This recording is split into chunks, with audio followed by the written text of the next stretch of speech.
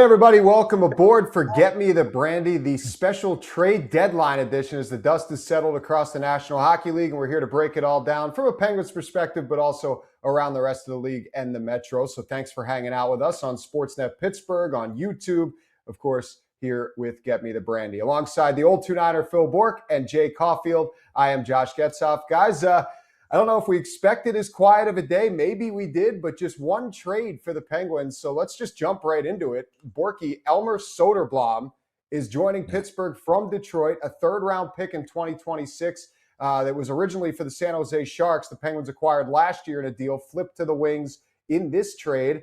It's a big trade in the sense of it's a big man. No offense, Jay. But what are your thoughts on Elmer coming on board? Well, you're right. Elmer Soderblom, the first thing that jumps out at you is his size. It's 6'8". And Josh, I remember a couple of games recently that we did against the Wings. And I remember watching this big body move around. And I found myself looking down at my notes 2 or 3 times thinking, that's like, and the reason I was looking at my notes, because I had to keep checking it was him and his dimensions at 6'8", because he moves so smooth. He moves so good. And you just don't expect that from a player that's 6'8" to move that good. His hands are really good. Listen, he hasn't put up the numbers at the NHL level that maybe you thought he would, being a big man. Probably the biggest knock on him is with that size, he hasn't quite learned how to use that size. And when you've got that size and a good set of hands, you would expect the numbers to be up for him. And maybe he just kind of hit a dead spot in Detroit. We've seen that before with other players. You come to Pittsburgh, clean slate, different coach, different voice, different teammates, different way to go to the rink, and all of a sudden you feel like a different player. So maybe that's going to happen with Soderblom, but his size, you cannot deny it. And the other thing I would like to see from him is a little more nasty. When you're 6'8", it's tough to disappear on the ice. You can't have quiet shifts. You have to be a son of a gun more times than not. Hey, Josh and Bourque, I agree. I'm trying to figure out where he might slot in, but the one thing to your point about size, I remember the first training camp I went to, and they go, "Hey, you're 6'5" and you're 240 pounds. Play like it." So you need to bring a different. Yeah, you have to bring a different element, and if it's hard on the forecheck, and we know the game's different, right, Bourque and Josh? We understand that, but that is something, because if you look, Brazeau, Mantha. It'd have been a wonderful thing if he's a fit in the middle. You imagine the size of that line going out there. So, but I wonder what it's going to be like and where he slots in. Yeah, I mean, when you look at just the quick snapshot of Soderblom, because it's not long, guys. I mean, he's only played 39 games this season. He's got 2 goals, 3 points for the Wings. But he's exactly the kind of guy, when you think about the projection that Kyle Dubas has targeted. I'm not saying he's going to be the next Igor Chinakhov, but he's 24. He's under contract control this season and next season. These are kind of the types of players, when you look historically over the last calendar year, that Kyle Dubas has looked at and tried to bring to Pittsburgh, and this is just the latest one. No, and I caution you, as you guys know, I mean, here we are a little bit before 4 o'clock on trade deadline day, and a lot of these trades come in at 4:30 and sometimes even 5 o'clock, because there's a backlog, because everything has to be registered with the NHL. So maybe we'll get more down the road. But in the meantime, if this is the only deal, you kind of understand it, because the asking price for so many players, guys, was off the charts. And it was definitely a seller's market. And they were getting what they were asking more times than not. And so, and I think that's where Kyle Dubas and his staff was. How much of the future do we want to mortgage for the present? We've got a lot of young players in the pipeline. We're good right now. We are in a good spot right now. This is a huge homestand, huge road trip coming up. With all that being said, I think we are extremely healthy if you take the 30,000-foot view on this organization. Yeah, and guys, and you know, I look at it like this. If you didn't have the last little stumble in the last 2 games, and you know you've got one of the best trade acquisitions coming up when Sidney Crosby comes back into the lineup. Yeah. Guys, I mean, for me, we know we were talking about the depth, 4 lines rolling. They had that all in sync, and it's a very fine line, Bourque. You know, our locker rooms are very tight. You know, what are you bringing in? You got to be careful what you're doing, but where are you placing guys? Just as we mentioned about Soderblom, like, where's he slotting in that you don't disrupt what they had going when everybody comes back being healthy, the Malkin situation, but Sid, when he comes back, I mean, I think I can understand why it's a little quiet here, and maybe they know the health issues. Also, they know where they're at with St. Ivy. Where is he at in his comeback? Yeah. You can always try and add depth and everything that goes with that, but I think the chemistry in the room and what the Pens were doing before this little slide was very, very good. And to Jay's point, both Jack St. Ivany and, yes, Sidney Crosby skated at Penguins practice on Friday ahead of this weekend's back-to-back. So reinforcements are coming. It's just a matter of when to this Penguins lineup. Bourque, appreciate you swinging by. We're going to take a quick break here on Get Me the Brandy, but we're back with much more reaction to the deadline and look ahead here for this stretch run for the Penguins. So stay with us here on SportsNet Pittsburgh. Oh, Lord Stanley, get me the brandy.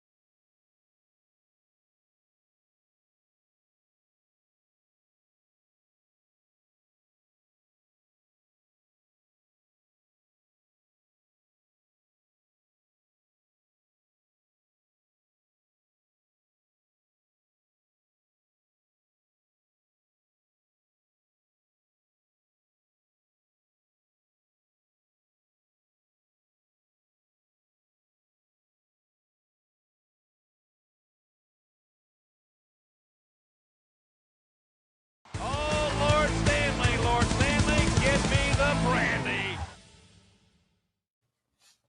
All right, welcome back inside Get Me the Brandy here on Sportsnet Pittsburgh. Our deadline special as the dust is settled around the NHL on the NHL's trade deadline, and a lot of activity around the league, but not so much in Pittsburgh. We talked a little bit about, Jay, the one trade the Penguins made in acquiring Elmer Soderblom from the Detroit Red Wings, the 24-year-old 6'8" winger. So he'll join the fold up here in Pittsburgh as far as the forward group is concerned. But there was another move as it pertains to the NHL contract situation for the Penguins, which they have a couple to spare. Taylor Gauthier, goaltender for the Wheeling Nailers, Kyle Dubas announced at his press conference this afternoon, has signed an NHL deal. And man, I mean, you've seen it firsthand just as I have, Jay. A lot of guys have stepped into the Penguins' net over the last couple of years, some young, promising players too. It's an area of depth for this organization.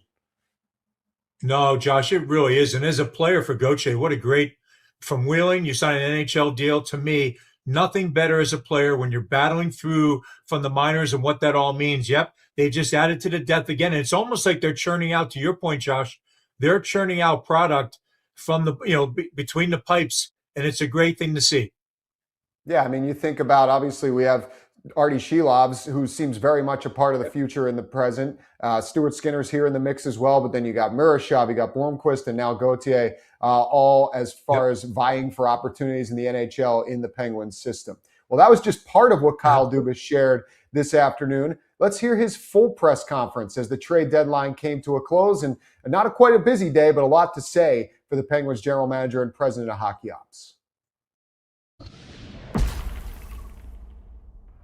Elmer Soderblom from Detroit for San Jose's third this year. And then we also signed goaltender Taylor Gauthier to an NHL contract. He'd previously been on American League contract with playing in Wheeling.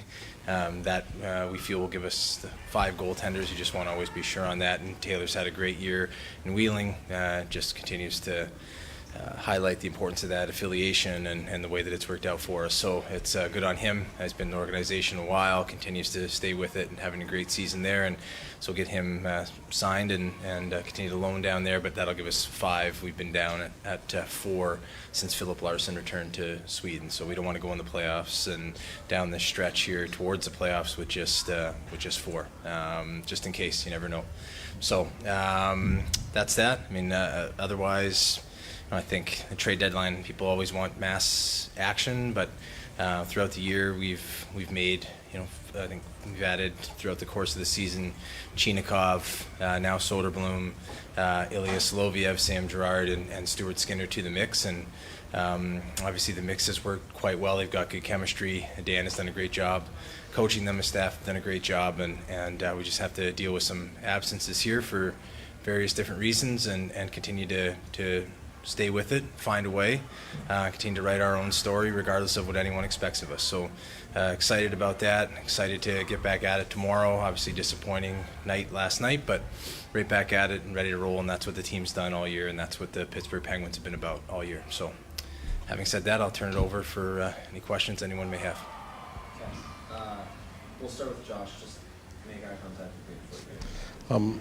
Kyle, with Sid being out, and I think there's obvious potential Gino might miss some time, did that impact anything that you did or did not do in the last 12 to 18 hours? And what was going through your mind when Gino was involved in that incident? Did you think, boy, I got to change course a little bit here, or no? I think you probably go through the same reaction, Josh, just to be very open that anybody that follows the team every day does, which is at first you're a little emotional about what the impact on the team would be, and then I think it's my job to immediately get away from that and get back to, okay, what's the plan? What do we have already? And in that case, you immediately go to, we've have guys that have come up and played well for the team at different points that are our own very good prospects. So it was rather than, okay, totally switch the plan, and you don't know what the repercussions are going to be. You don't know exactly how long Sid's going to be out for. So rather than being reactionary, I think you can't do that in this position as much as you may want to rectify that.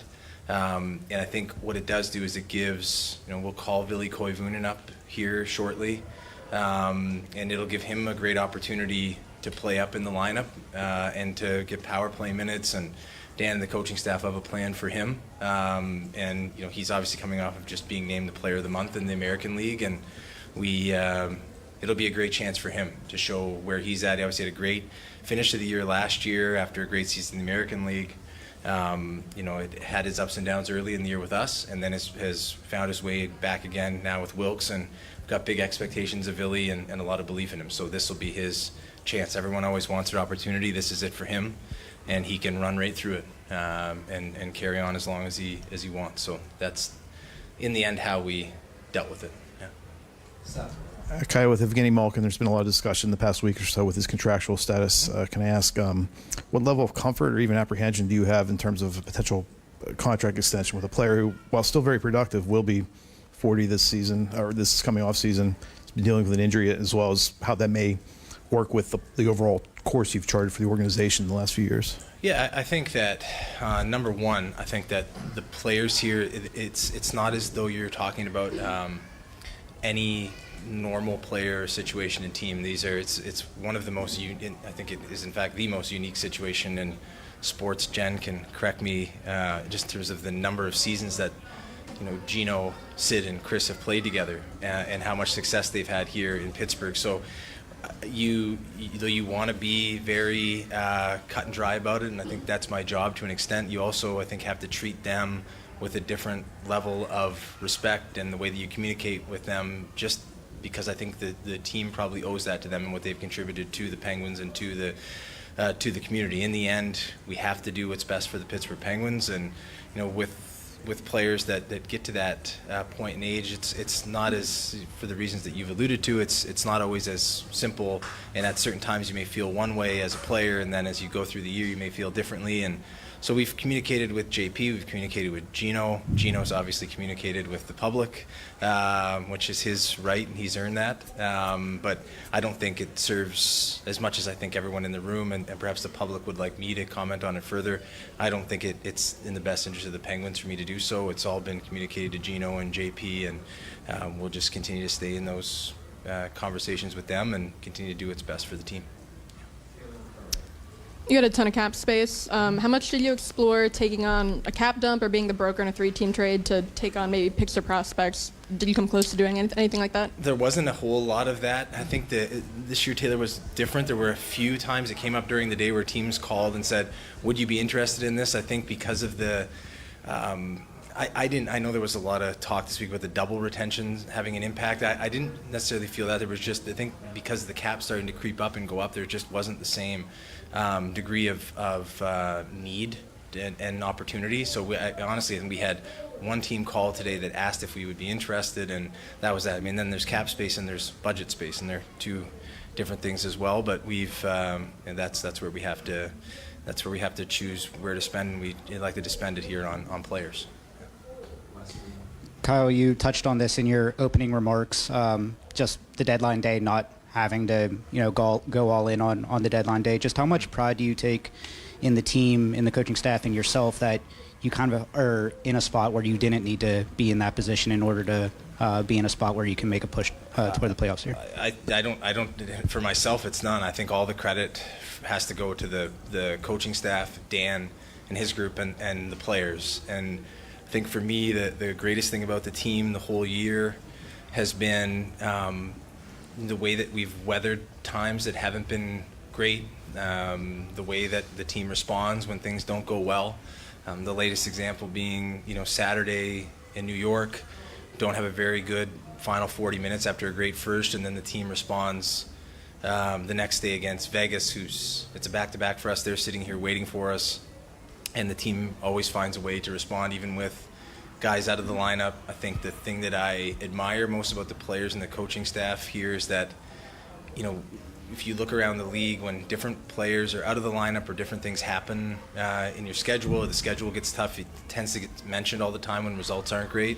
We went through that stretch in December. We had various guys out of the lineup at that time, Gino, Lizzo, and it never once got brought up. The mentality is very much, we're going to make the most with what we have, and I think that's Dan has led that, but the players have been right there with him every step of the way, and it's a huge credit to them for being able to stick with that throughout the year. But that said, we have our biggest challenges ahead, and it'll be the ultimate test of that. But I think that's also the most exciting part of being here and being in this position is we have a great opportunity now, and we have to make the most of it and find a way. You talked about him a little bit in your opening, but can you just speak a little bit more about what Elmer brings and sort of what role you envision him having the rest of this season? Yeah, so he's a player that we've identified throughout the year as someone that fits the group that we're, the age group that we're trying to bring in. He's got a contract for this year, next year signed, and then he's a restricted free agent after that, so he's got another year of team control beyond. He fits a prototype that we really don't have in our prospect pool, and that he's a very tall human being, and throughout the years and watching him with Grand Rapids and Detroit, I think the skating has continued to improve. I think they've done a really good job with them, their development program there.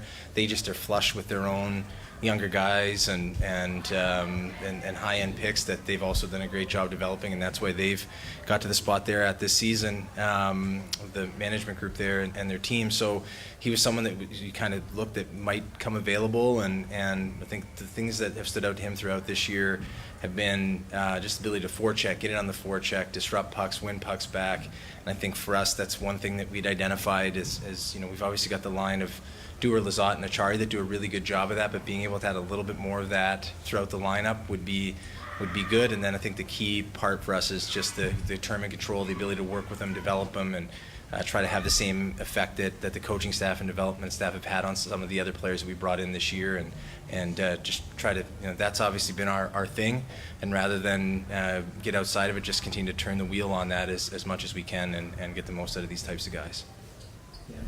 Kyle, did your place in the standings affect your decisions maybe to keep a couple of players today? And maybe a second part to that, will you turn some attention maybe to re-signing or talking about re-signing Anthony Mantha and Stuart Skinner? I think that obviously the way that the season has gone, I think versus the prior 2 seasons that I've been here, I think the contributions from some of the younger guys throughout, but then the way that, whether it's been Chinikov or Brazo, Mantha, the rise of that the Lizotte line, I think that's led us to have success and give the team the chance to see it all the way through. I think especially since we've come back from Christmas, it's not just been the wins, but the way that the team has gone about winning that shows that when we're at our best, it's a very good team. And I think anytime we all get into this because we want to have a chance to win, and when the team shows itself consistently to be able to play at that level, even when things aren't perfect, guys are in and out of the lineup for various reasons, and they can sustain it. I think it just you get into this because that's what you want to do. You want to be in this spot where now we're going to try to put some pressure on Carolina, separate ourselves from the other groups, and we just didn't feel like right now was the time to begin to take that apart. When it comes to their status and free agency, I think they're all such different individual decisions. We've done Lizotte already, and the decision there, Dan, was just you look at what he brings to our team, the fact that he wants to be here and stay here, and then what the market is going to be if you don't go down that path with Blake, and it was fairly bleak, so it was an easier one for us, and I think now we'll continue to look at that with all the others. I think positionally on the wing, and we'll let the players, more importantly, now have this last stretch to help us get to the point we want to get to, which is to continue to stack up some wins and points, and we're in a playoff spot now, so let's use this remaining a month and a week or month and 10 days to get ourselves let's finish the story on that front and get in, and then I think that'll only bode as well as possible for the guys staying, and I think in a roundabout way they've all expressed through their agents or directly that they really enjoy it here and want to be here, and I think they also feel the younger guys pushing as well, right? And it's that internal competition, I think, that has also helped throughout. Would you on Shilovs and Skinner as your goalie combination, and how that might impact Miroshov? I think, their play, I think especially Artie had a tougher stretch there in December. I think you learn a ton about a goaltender when they go through that. And I think Stu, came in. Our team was not going very well the time when he came in, and then he was a big part in helping the team to have success. And I think both have played well out of the break again here, and continue to give us a chance. And each game yesterday, it's a bit of a strange game for a number of reasons, but I think that just the way that they've played and the way that they've played consistently, and I think Artie, as a younger guy in his first full year in the league, the way that he's taken steps and continued to get better, how it impacts both of the younger goalies in Wilkes-Barre. I think that's the one position that we went into this, when other teams were asking us what we're looking for, the goaltending wasn't an area that was of, I don't maybe something comes in after the deadline here, but I don't think there was a goalie trade, or at least I didn't see it before I walked down here. So there wasn't a whole lot of movement on that front, but we had confidence in the 2 guys up top, and then we have confidence in both guys down below, both Sergei and Joel. They both continue to play well. Sergei, after being here, again, similar situation, had a tougher stretch late December, and then just rectifies it and gets on rolling. So we're happy with that and feel we have the good depth there, and then Taylor Gauthier and Wheeling. So. You mentioned the lack of movement on the goalie front this season. It just seems like there was a lack of movement in general. What do you think contributed to that general lack of movement on the trade front this year? Probably the prices, I think. For the players with term, I think rightfully the teams that have those players, the prices were high. And then I think there's also, just in my opinion, this year more than ever, I think there's a group of teams that currently occupy playoff spots that either they have they've been trying to get back there for a while, and so that they're not teams at that point.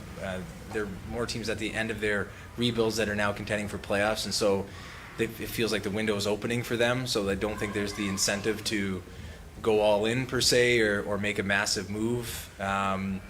You know, and then I think the other part is teams that are in the early stages of kind of their pivots and going in different directions than usual. That whether it's us, the Islanders, put Seattle, Utah in that mix, they're pushing to get back there. And so I just think that there didn't seem as many of the teams that have been around it for the last number of years, like that were making those similar pushes. And then I know there's been a lot said about the new salary cap rules and stuff like that. I didn't sense that was a major. I mean, I can only speak for us. I maybe it was for other teams, but I didn't ever sense it was a major thing that came up in conversation. And so I think everyone would be more excited if there was a lot more movement, especially the folks assembled here today and the fans. But I think the other part is, I can only speak from our perspective. We tried to get the players in earlier because the types of players that we're trading for and have traded for throughout the year are either guys that are going to be here a while, or maybe it wasn't going perfectly where they were. So the more runway you have to get them up and running, rather than get them into the blender right now at coming in, playing back-to-back games on the weekend and so forth, could be a lot. So.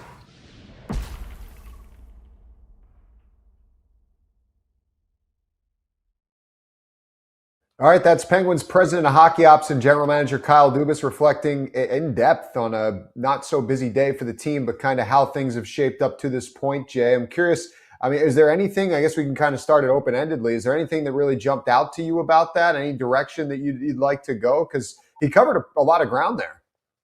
Yeah, he did. No, Kyle, when I look at it, it's kind of like that theory, like, sometimes the best deal you make is the one you don't make. And Bourque, when we were on with him earlier, would have said the same thing. It's what you're around. Like, you look at what you have in your locker room, you look at the health of the guys that are off, that are on injured reserve and coming back. What do you have in your lineup, and what can you improve on without giving up something big? The asking price was big for a lot of people. I just like that he talked about his goaltenders. He respected everybody that they're dealing with, respects and shows respect about with Evgeny Malkin, the contract issue. No, I just feel like it kind of just goes with outside of the little hiccup we've just had for the Pens. And there's a lot of the things that went into that. I think they like where they're at as they move forward, and we'll see how it plays itself out. Yeah, I thought it was interesting that he said one of the things that's been most impressive to him about this team this year is how they have weathered those storms. And you mentioned these last two games haven't gone their way, but before that Christmas break, I mean, what was it, 9 of 10 they had lost? It looked like the wheels had kind of come off this group, and then they put together that 16 3-3 stretch, starting with that win in Colorado. I think they've had their gut check moments, and they're in another one right now for a totally different reason. But it's shown to me, and I think to him, that maybe the group deserves a chance to play this thing out because the reinforcements are coming, like we mentioned, with both Sidney Crosby, Jack St. Ivany, and then, whenever Evgeny Malkin is back in the lineup, that'll be a huge addition as well, obviously. Yeah, I agree with that. And I think Josh too, that slide where they went 8 or 9 games, whatever, bad situation where it looked really bleak, if you will. And that was when Malkin went down, right? And he talked about injuries and how it impacted it. But it's amazing that you could regroup and come out like that, just like the Buffalo Sabres, by the way, probably pretty much the same timeline, that they regrouped and came out of it. And as I've said it multiple times, I feel like the Penguins, if you look at the league and how the Penguins and how their numbers stack up, it's the numbers back up what we're talking about right now. The Penguins are kind of, in my opinion, like a top 5 team. Now, they have everything, they stay the same way, and that's key is your goaltending. We know that. But the special teams, off the charts. I mean, I can't remember where they've been top 3 in both categories maybe this late in the season. I mean, outside of when Mario, Bourque, all the guys like that. So for me, Josh, yeah, I like where they're at, and certainly you wish you could get some big name, but what goes with that, we know you're going to disrupt something. I think they feel the way you explained it to me is perfect, because think they just let's give them a shot and see what they can do. Nobody expected us to be there. They're writing their own history right now. So let's see what they can do. And Kyle did make a roster announcement there as well, saying Ville Koivunen's going to come back up and join the team. Presumably will be in the lineup on Saturday night against the Philadelphia Flyers. I mean, he's coming off another strong showing in the American Hockey League, Jay. And I think I'm curious for your perspective, because we've seen a couple glimpses of Ville now, but with Evgeny Malkin most likely out of the lineup for who knows how many games, you already don't have Sidney Crosby.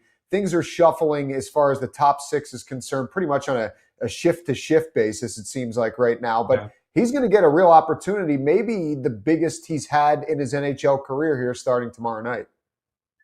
Yeah, and Josh, if we go back to training camp, coming out of camp, it was almost like if you went through all the pundits and what everybody was saying, he was already penciled in, right, as being in the lineup, right? One of the guys that they were going to lean on because he had a good finish up to the year.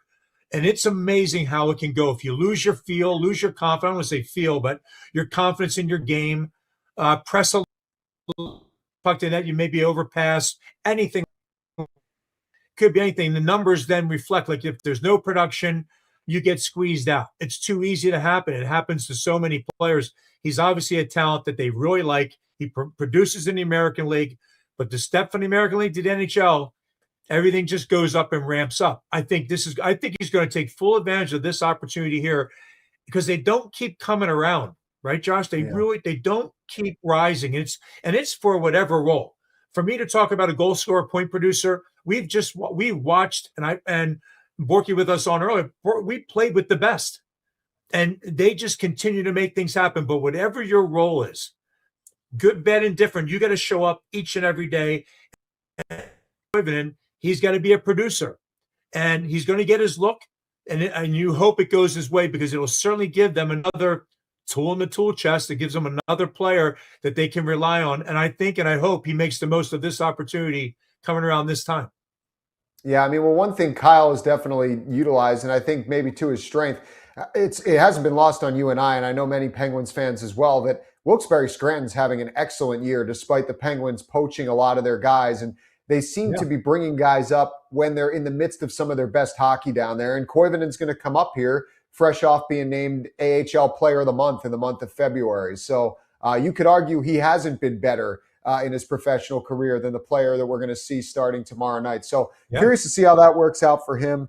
The other thing I wanted to ask you about before we take a quick break here in a moment, Evgeny Malkin. That was a conversation. That was a big conversation coming into I guess the Olympic break, based on how everything was laid out by the Penguins. And Kyle had an answer on Penguins game plan here on SportsNet Pittsburgh last night, just about the process and the dialogue and keeping it private. And that was pretty much what he reiterated right there. And I mean, we don't know how many games Malkin's going to be out for, but we know there's a hearing today at 6:00 with the league. So correct me if I'm wrong. That's a maximum of 5 games, I believe, that you can do in that situation. But what are your reactions to kind of how the last couple of days have transpired for Evgeny Malkin? Yeah, I think I've been asked this question a lot in numerous different shows or whatever, and a lot of people think, hey, just offer him. He's made enough money. He'll take it. You give him a 1-year deal and give him a number that works for the team. My opinion of that, and I think Kyle alluded to it as well, you want to be respectful to the best players that have played the game, and especially what he's done here. My opinion, you give him a 1-year deal. When that time comes up and they're communicating, when that time comes up, I don't think anybody could balk at, even their side could balk at 1 year, but I think the number has to be respectful. Like can't just be, hey, I'm going to give him a light number. It makes it work for our cap and everybody accepts it. I think those players, they're where they're at. They're built. They're the best, and everybody has an ego. Everybody has an ego. No matter what it is, you cannot. It's got to be if they're lucky enough and they work. Great, because he's performing and is earning what he's doing this year. But I think the number has to be right for Evgeny Malkin, who's playing above a point a game guy right now, and what it means for the Penguins. And I just think a respectful, a good, nice number with everybody agrees on. And that could be frustration. What we saw the other night or last night, that could be everything building up frustration, talking about it all the time, being asked about it. Sometimes enough's enough. Hoping they can get it done whenever that time is. But again, I do believe, Josh, a number that's right, that works for both parties, but it's respectful from both on both sides. Yeah, maybe. I mean, honestly, the nicest thing, not that we want anybody getting suspended or missing time, but maybe the nicest thing for Evgeny Malkin is that this hurdle has been cleared. You're past the trade deadline. You're past those conversations. It's just hockey from here on out. And I mean, Jay, just a quick thought on you from that, in the sense of, take me into the room. Take me into the player's perspective here of the deadline's passed. You've heard a lot of rumors. You've heard some conversations. But you're looking around and, you're going to get some pieces back in the fold. But for the most part, those 20, 22 guys, those are your brothers here for the next 3 months, hopefully more, with what this team could possibly do. Totally agree. Josh, I agree with that. Now, I'll go this route with that as far as trade deadlines.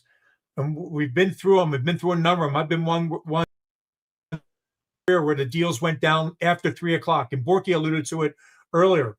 They funnel in late and guys have moved on. I know for the most part, unless you're in a locker room or a team that you want to get away from, that's not in the hunt, you from here, you don't want to leave here. So a lot of times, even if it's when somebody gets moved, you're going to look around the locker room. Everybody's pretty much like, hey, I'm glad I'm still here. You got to go with the flow with what's happening. I'm still here. And I think this is a message to the locker room that, hey, we're believing in what you're doing right now. A lot of times when you don't make a deal, you're sending a bad message by not trying to improve the team.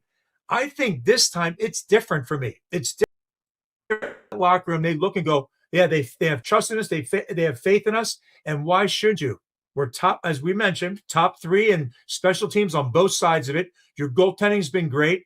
The way you're shutting down defensive numbers are great. You're rolling 4 lines. To me, I think that's a good sign that a locker room, like I said, a lot of times it goes the other way. When you don't make a deal, the locker room feels like the GM let them down. I don't feel that in this case. So again, you're going, and I'm truly, and it's a case of, I think there's number of players will look around and go, hey, I'm glad I'm the one that's still here. And you have to turn selfish for a little bit and go, okay, I'm here. Let's welcome the guy that comes in, guy who leaves. Everybody says bye. And it's a very sensitive thing, but it's about your career and you move on with it. And you got your team that you got to play with and go with. I think they sent a great message to those guys in the locker room, and they know they believe in them. Yeah, the Penguins, I mean, listen, they've had a couple losses here, but so have the New York Islanders. So nobody's really caught them quite or passed them in that second spot in the Metro Division. So a lot to process as far as the day across the National Hockey League. You mentioned it, Jay, those late trades that come in. Nazem Kadri reacquired, I should say, by the Colorado Avalanche, and that came down an hour after the deadline expired. So yeah, it's unbelievable, right? Yeah, it's crazy. It's just a constant moving carousel. It's crazy. Yeah. We'll watch and see what happens. But Kadri, that's good for that player to move on into a contender. He's running late in his career. Great move by them. Yeah, the Central Division. All I can say is I'm glad the Penguins aren't in it. We'll be back with more on Get Me The Brandy. Michelle Crecchiolo, Pens Inside Scoop, Penguins team reporter, is going to join us for some more insight on the day that was for Pittsburgh. So stay with us here on SportsNet Pittsburgh. Oh, Lord Stanley, get me the brandy.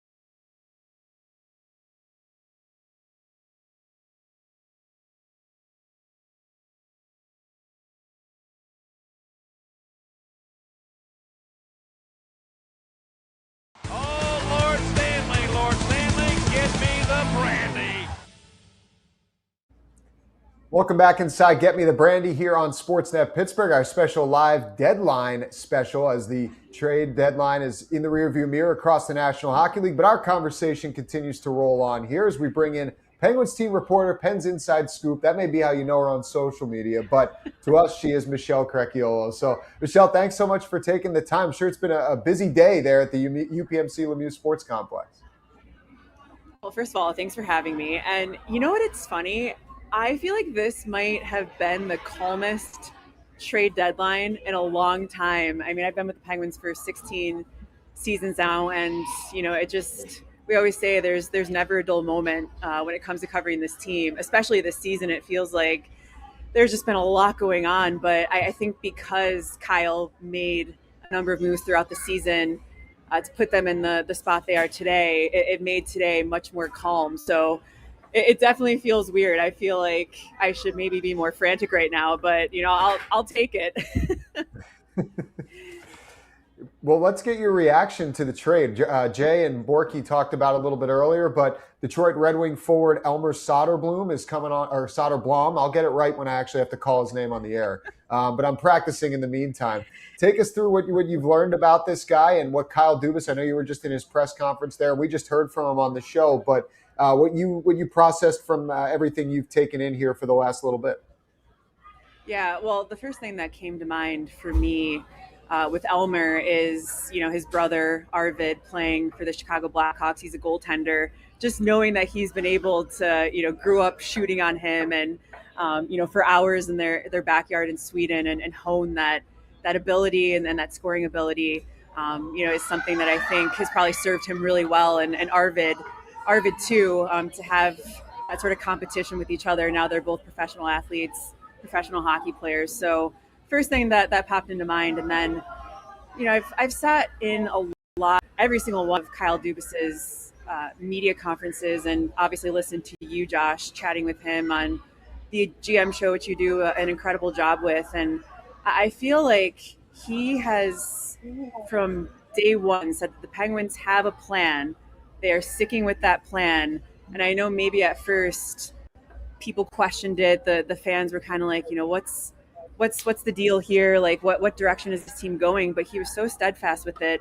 And I think, he talked a lot about wanting to bring in the younger NHL players. He felt like that was something that the Penguins didn't have, that their cupboard was more empty in that regard in terms of more established NHL players in their early 20s that could come in and have an impact versus, a prospect or, that's going to need some work, or a veteran guy, more in that in between. And, I think Igor Chinakhov is obviously a perfect example of that. And as he told you, that's sort of what the Penguins would be looking for. And, true to his word, that's exactly what they got. And I think, what Kyle said to us just now is that Elmer fits sort of a mold that they don't really have in their pool right now in terms of, just the Kyle's exact words were he's a very tall human being. So at 6'8", he definitely brings the size. And, it's funny to think that Justin Brazeau and Anthony Mantha will sort of be looking up at him, with the height that they have. So, he brings that as well. They feel like the skating has continued to improve, and that Grand Rapids has done a phenomenal job with their development there. And, a shout out to Will Horkoff's dad, Sean, who is, heavily involved with them as the assistant GM.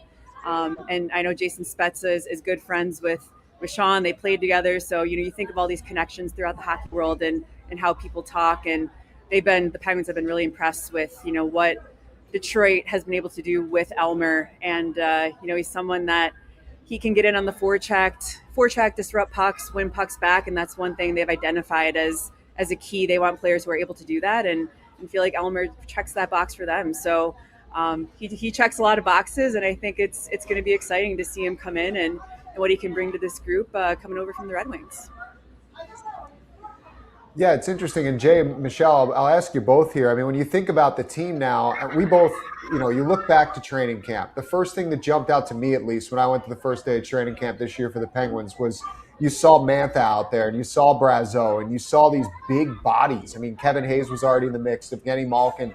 It hasn't always been an MO for the Penguins, especially the last few years. I would dare even call them a smaller team when you look at how they lined up across the way. But Now you have 6'6" Justin Brazeau, 6'5" Anthony Mantha, 6'5" Evgeny Malkin. Now Soderblom comes in and he's 6'8". I mean, all of a sudden the Penguins have some serious size. We're not talking about big guys. We're talking about huge guys within their lineup. And that's not everything, but it does matter as far as the identity of it. Well, yeah, I mean, I believe that. I think from the first time I did watch him, Michelle's been covering them and watching them all through camp. But when I saw the first games at the arena and watched Brazeau and Mantha work together, you could almost feel that they were going to have some kind of rhythm going into the season. It's exactly what happened. They carried it forward, and we talked about the size. And, you know, Josh and Michelle both. I mean, there's one thing about size, and then there's another thing. You don't want to be size and soft, right? You want to be size, and that's what Michelle's point is. You want to be somebody that's hard on the forecheck. You can't be a big body and not bring some other element to the game. If you're not, you have to produce offensively, everything that goes with it in the game today, but you got to be strong on the forecheck and obviously reliable defensively. And as I said, Michelle, that was your point. You're talking about what Kyle's talking about. You need size, but you need size with grit or sandpaper, that extra edge, because you don't want to be a team that's, yeah, I've got big guys, but they don't play the game hard. And believe me, that runs through locker rooms in the NHL. They'll know, yeah, don't worry about that guy. Don't worry about this guy. You have to go out there and play the game hard, make it difficult for them to defend you. And that's what Brazeau and Mantha got, both of you have done. They've done that from the very beginning and made them effective. Yeah, I would agree with that. And I also too, Jay, I love that they have the skill set as well. I was just doing some research on Justin Brazeau, and he said he's a big guy. He needs to get to the net front. He needs to do all these things we're talking about. But he's got a unique skill set with the hands that he has. I mean, we saw him score that goal. I believe it was against Carolina, where he looked like Mary out there, Jay. Like the way he took the puck to the net. It was I agree. amazing to watch. You know what I find unbelievable, Michelle and Josh both? We're watching Witherspoon play. We're watching Brazeau, what he's doing. Mantha's been around a little in a different career path, and the injury took him out. But it's amazing how some teams, I watch Witherspoon, I'm going to sit there and go, you mean to tell me he didn't fit on that Boston blue line or something like that? It is amazing what you, and there's no better story than Chinikov right now for all of us, because I'm shocked still that you would move on from a number one pick who's 24 years old and send them 3 hours away to a team that's probably going to go against you somewhere, if that could happen. You don't find that skill set, and Michelle touched on that as well. I do find it amazing that players, they just need a different look, a different atmosphere, a different voice. But the teams move on from him, to me, is crazy. But Kyle and his staff, smart enough to pick him up and give him a look. I think it's impressive too, guys, when you just think about Kyle in general. Hey, he mentioned in the press conference, the last 24 hours, everyone's been going through the range of emotions. And maybe in some instances, a general manager would say, we got to respond. We got to do something. But he has really stayed true and stayed steadfast to how he's approached building this team. He calls it the program, building the program of the Pittsburgh Penguins.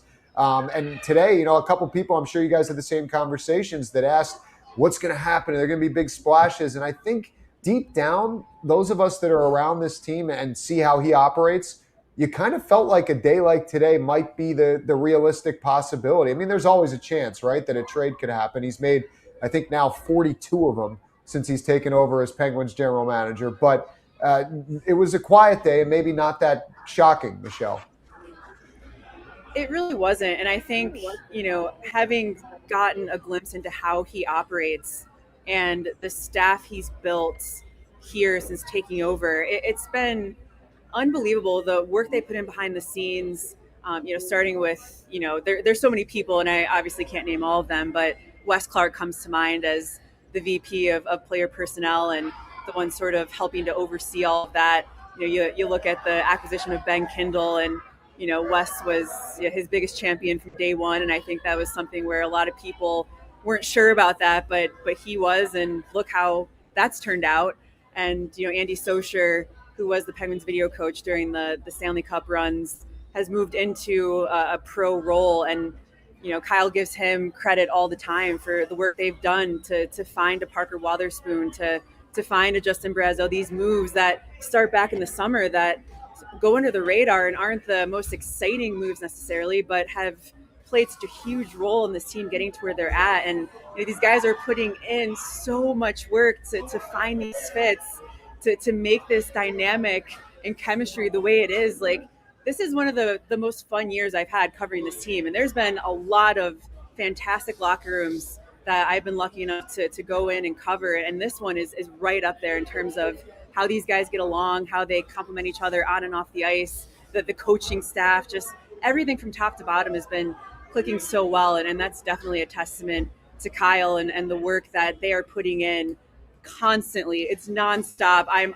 exhausted just thinking about it, Josh and Jay, just what they do to put this team in a position to have success. And that's not to say I feel like Kyle, sits behind us in the press box, and he even said today, like he gets hot in certain moments watching the team, and when maybe a call goes a certain way that he doesn't agree with, but he definitely gets it back quickly to that place where he has to have that big picture perspective. And he's such a smart guy, and is even listening to him today and him talking about goalie interference. I mean, I told him, I was like, that was incredible. I was on the edge of my seat listening to you sort of give your perspective on how that all works and everything like that. He's just incredibly smart, and the Penguins are just so lucky to have him and the team that he's built out, who cares so much and have put in so much time and effort to help get this team to where they're at, where the expectations on the outside were for a lot of people very low. But I don't think that was the case for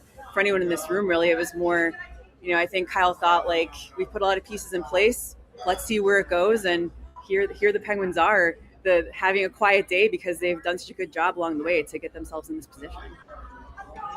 Well, let me leave you with one last question, Michelle, before we say goodbye. Taylor Gauthier, one of the things that Kyle Dubas talked about in his conference, and Jay and I talked about it a little bit earlier, but I'm curious if you have any more insight on this guy. 11 wins this year for Wheeling.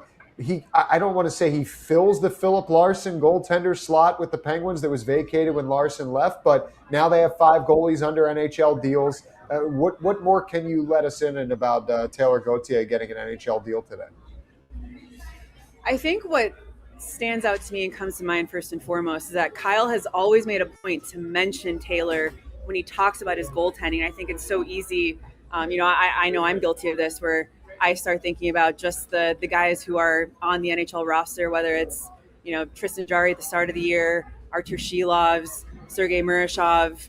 You think about the guys that are having big years, but he's always been like, hey, we have a number of goalies under contract, and, has mentioned him. And I think the Penguins have really made sure to keep an eye on him, really been invested in his development. And that sort of goes back to the Penguins. Well, Avery Hayes, when he came in, he said, the Penguins are very clear with all of us that everybody is going to get an opportunity regardless of your situation, what your contract status is. Like, if you earn the right to get signed, like, we're going to give that to you. And, Avery is someone that I know Kyle and Jason Spezza had been watching going back to their time in Toronto, invited him to the Maple Leafs camp, didn't sign him out of there, but obviously brought him in once they came on board here.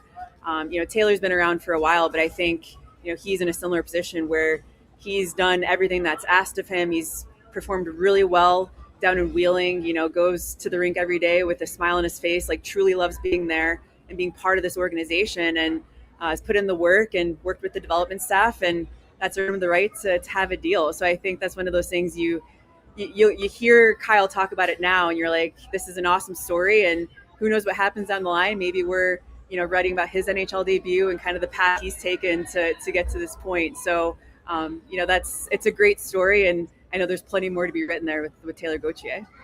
Yeah, someone to watch, and there's been a lot of pieces to watch in this Penguins pipeline. Michelle, appreciate it. You do a great job, as you know, covering the team and keeping us all informed. I know it's been a lighter day workload-wise, but you're still, listen, it's 5 o'clock and you're still in Cranberry, so you're putting in a shift on this Friday. Thanks for spending some time.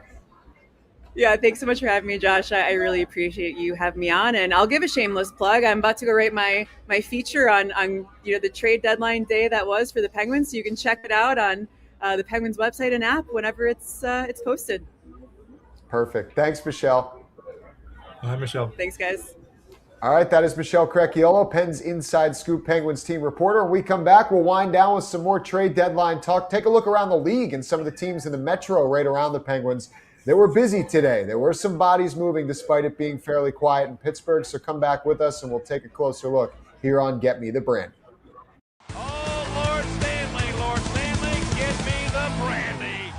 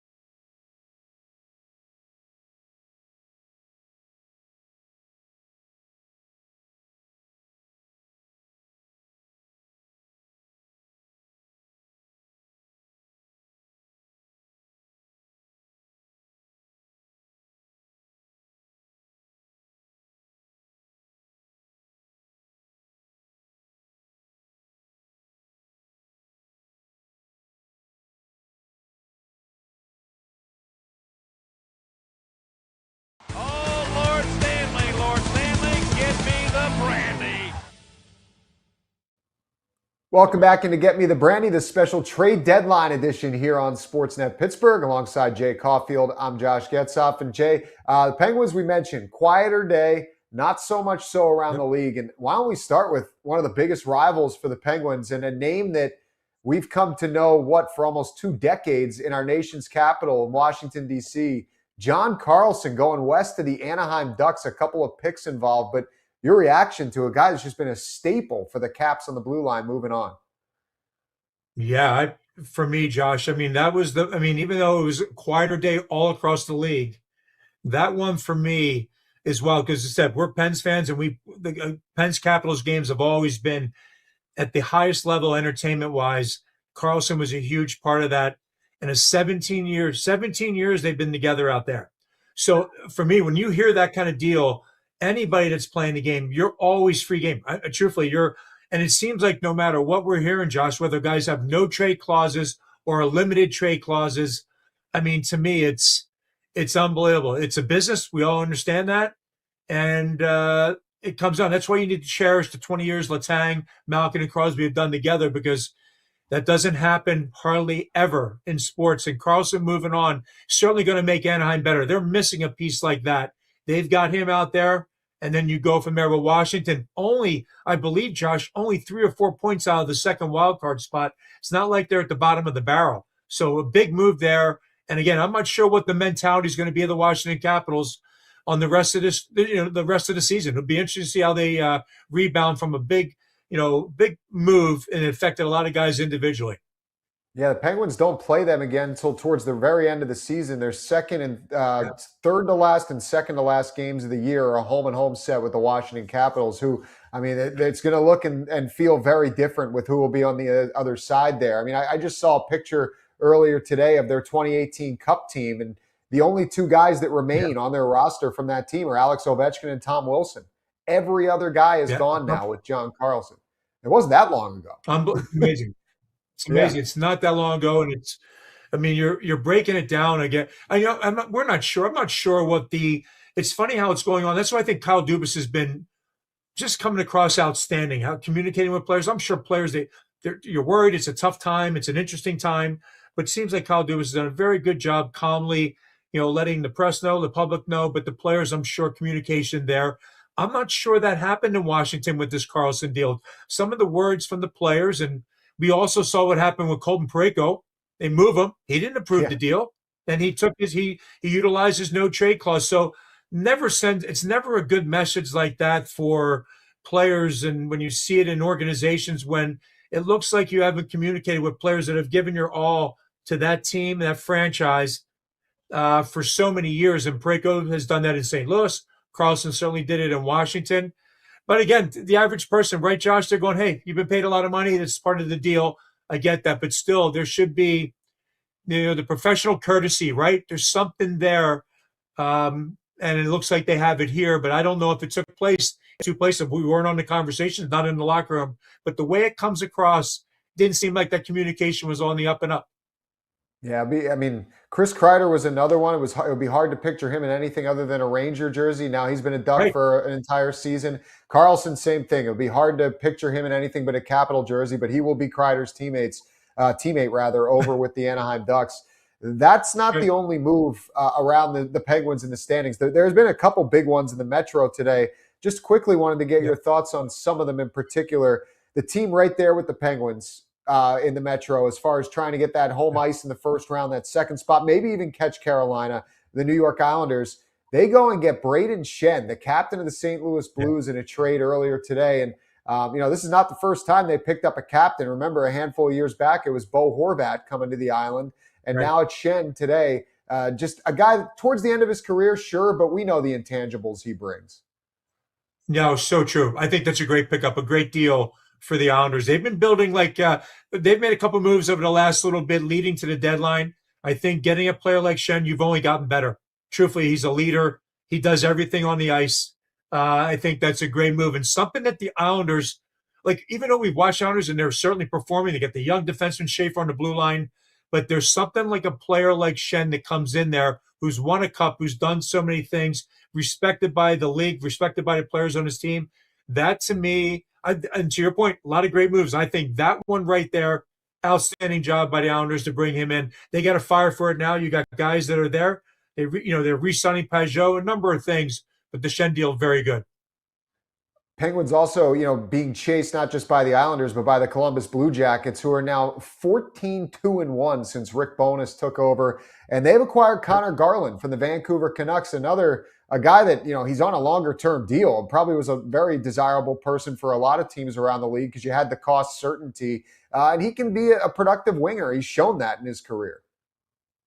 Yeah, he is. He's somebody, he's like a water bug kind of guy, right? He's nonstop, but he's got a skill set that might play perfectly for Columbus. They play the game hard. He plays the game hard with a great skill set. I think that's a nice pickup. The other ones that come into my mind, and by the way, I think that for Columbus, it's good because I've talked about how they gave up on Chinakhov, but they bring in another guy. They've been on a great run. I think what Carolina did by bringing in Delorier, it seems like to some people, maybe an afterthought. I don't look at it that way. They have never had a toughness on their team, a level like one guy that'll make everybody else in that locker room, when they step on the ice, feel way bigger than what they are. They haven't had it. They bring it in. They've got a great team that plays the game extremely hard. I think Delorier is a nice pickup there. And we also know, right, Justin Falk going to Detroit, adding to the blue line and a power play guy. To me, there's a number of moves in the East, Josh, that I think teams have made themselves better. And I don't think they should have a problem blending in. Sometimes at the end of the trade deadline, takes a while for everybody to feel their game. I think these guys are going to slide right in and be pretty good right away. Well, it was a fun conversation, Jay. Enjoyed doing this with you. And I'll see you at the rink tomorrow. Big one. Pens and Flyers going to be a fun Metro matchup. You got it, Josh. I really enjoyed it myself. Thanks for having me. All right, that is Jay Caufield. Also want to thank the old 2-9er Phil Bourque and Michelle Crecchiolo for stopping by, and all of you for tuning in. For our producer, Nick Belsky, I'm Josh Getzoff. Thanks for watching Get Me The Brandy, this deadline special here on SportsNet Pittsburgh, and we'll see you for Flyers Penguins on Saturday night.